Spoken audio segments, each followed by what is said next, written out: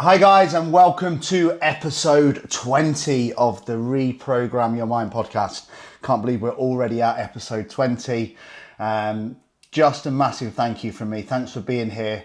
Thanks for listening to the podcast. Everyone who's liked it, shared it, sent me messages on Instagram. Massively appreciate it. Respect to you and your time. As I always say, it's your most valuable commodity. So we're going to talk more today about ADHD and hormones. We're going to talk about happiness and chemicals, chemical hormones, and we're going to talk about gratitude, moving on from what we discussed last week. So, the body responds to your thoughts with unbelievable precision. Now, if I say to you, can you imagine the dreamiest piece of cooked fillet steak you've ever seen, cooked exactly how you like it? Cajun spiced sweet potato wedges and a medley of green veg with garlic butter. That's just my personal one. Or it might be a stone-baked pizza dripping with creamy mozzarella and fresh tomato.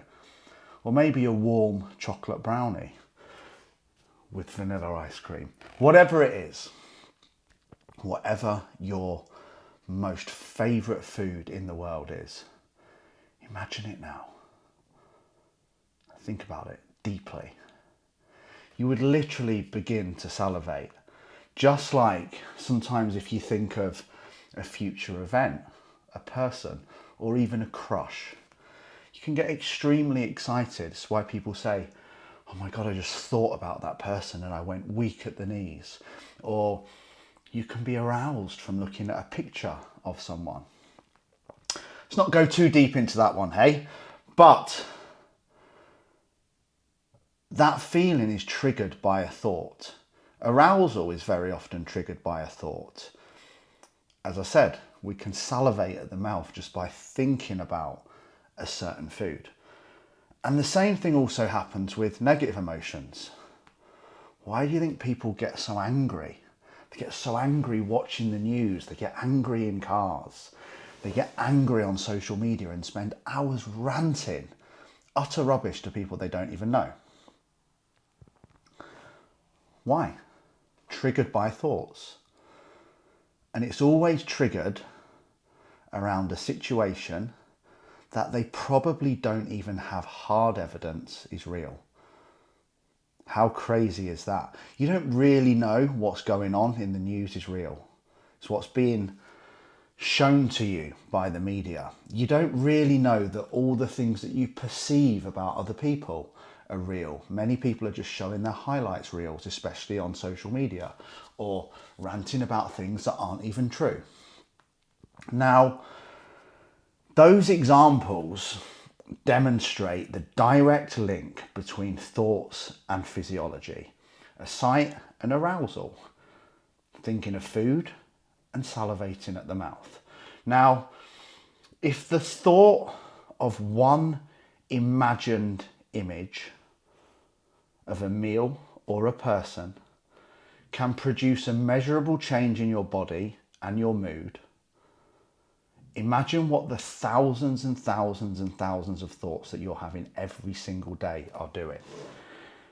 Now, I really want you to take this episode home and begin to understand that when you keep thinking stressful thoughts, especially when you get up in the morning and especially just before you go to bed, and especially if, like me, you have ADHD, because you're having 1,000 more thoughts.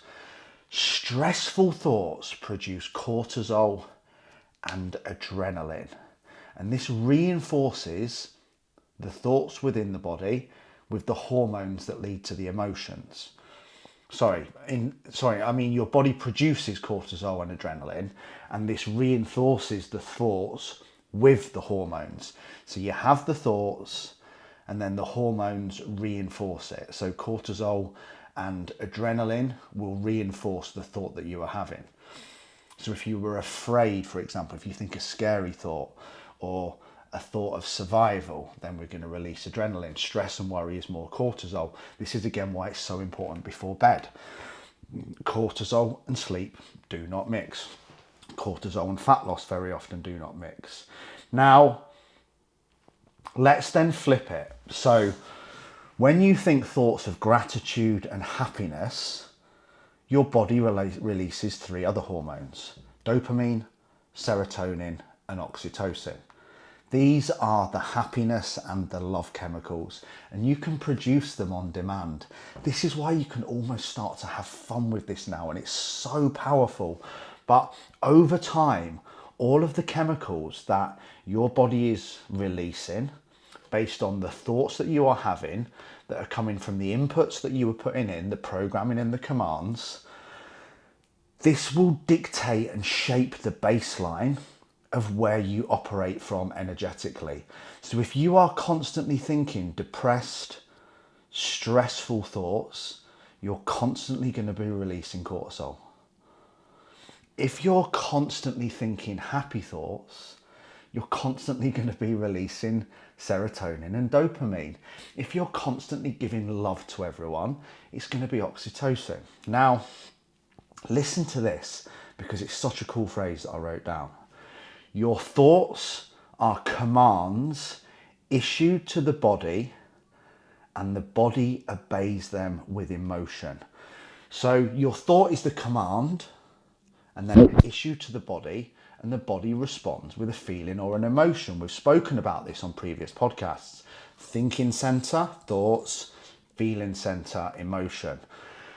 If you're listening on audio, back then I was pointing at my head and pointing at my body. So thoughts are the thinking center of the mind, and feelings are the emotional center of the body. So when we repeat the same thoughts often enough, that emotional state becomes so familiar that it becomes our identity. This is why you will have described someone as, oh my God, she is just so depressive. Because all that person's done is think depressive thoughts their entire life. They probably talk about having depression. And if they didn't, they weren't talking about misery and doom and gloom and depression, they probably wouldn't have anything to talk about at all, because it's become that ingrained in their identity. The same thing happens with the happiest person in the world. Like Kate I was talking about last week, who they're just naturally so happy, and it's their natural state based on the fact that they are constantly feeding commands of happiness, and the body is responding with emotions and hormones. So this is why I've always said, and I've been slated for this, but depression is an emotional state. It's not an illness. Yes, it's a mental illness in terms of it can be that horrific that many people have taken their own lives because of depression. But it's not a measurable illness. You can't catch it. You can't pass it on to another person. Well, you potentially could if you spent enough time talking to someone who was depressed. You can't blood test for it.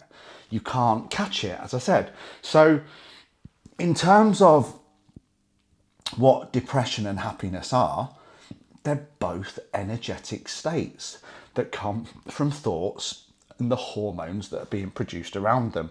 So a depressed person has had millions of depressed thoughts until it became their identity, until it became their natural emotional state. And you can do exactly the same with happiness. It works exactly the same the both ways, I promise you. Now listen super carefully, as I've heard almost everyone say one of these things at one point. I am a person that struggles with anxiety, self-sabotage, motivation, overwhelm, consistency, the all or nothing mindset. Or they will even go as far to say, I am an anxious person. I am a depressed person.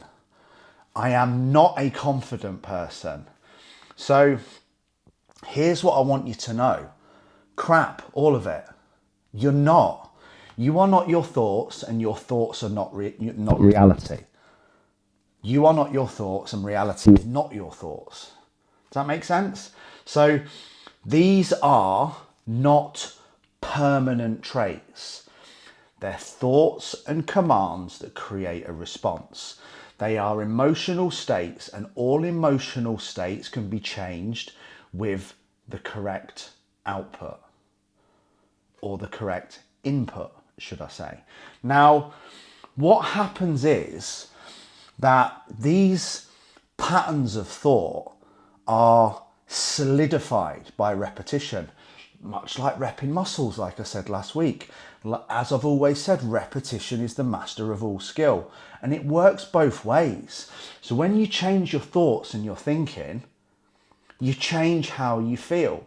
But it's the thinking center that operates the feeling center. This is why I always say focus creates feelings.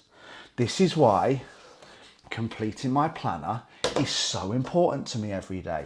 It's why all of my clients get one of these and they plan every single day. If you're on Spotify, I'm showing people the planner. What doesn't get scheduled doesn't get done. Now, what this does is it focuses my mind, and what I'm focused on will create how I feel, which is why one of the questions is, today I am grateful for. Who needs me to show up for them today and why? What's today's most important task? What do I need to do today to move my life forward? Questions are the steering wheel of the mind. So as soon as I get up, I do that planner. And I practice mindfulness and I practice gratitude. And it's so powerful and it's so important you do this if you want to feel focused and happy. If you want to learn more about the coaching and the planning, send me a message on Instagram, Lee Freeman, UK_ the ADHD fat loss coach. So it is 100 times more important if you have ADHD, because you have more thoughts and they're faster. So we need to get a handle on them. It's also why visualization, manifesting and affirmations are so important, because it's not about like toxic positivity. Like we can't get rid of negative thoughts, right? They will always happen. You can't even have positive thoughts without negative thoughts, just like you can't have happy without sad. But it's about catching your unconscious thoughts that aren't serving you as quickly as possible and replacing them with intentional ones. So if you start thinking depressing thoughts, sad thoughts, angry thoughts, you need to catch it straight away and change it. And the faster you can do that, the faster you will move forward. And then replace them with intentional ones, like what it is that you want to achieve, what you need to do today to move forward, what are you grateful for. Now, the faster you can do this, the happier you will be. Because every time you shift gears, right, you move from fear to trust.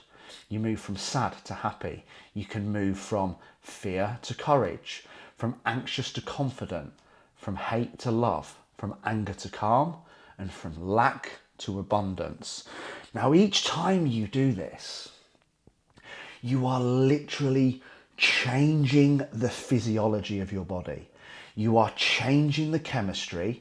You are changing your emotional state, and you are changing how you feel, all through the thoughts that you are thinking. Thoughts, thinking center, body, feeling center, but they're intrinsically connected. This is not magic, okay? This isn't woo-woo. This is biology, and it's science that's responding to the orders of your mind with emotions and energy and hormones. I hope you've enjoyed today's episode. Next week, we're going to be talking about the negativity bias, and we're also going to be talking about why gratitude is so important. Now, today's one, I've kept it short because this is one I want you to watch over and over again, because I cannot tell you how important this is. You cannot get rid of negative thoughts. You cannot suppress them to a level that you won't ever experience them. But where the skill comes is practicing this every day. And if you do this, this will change your life forever.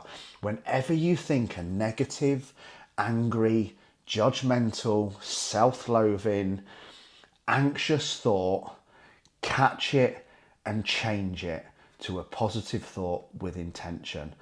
The more you do that, the more you will start to create a natural state of positivity. Guys, I love you all. Have the best day.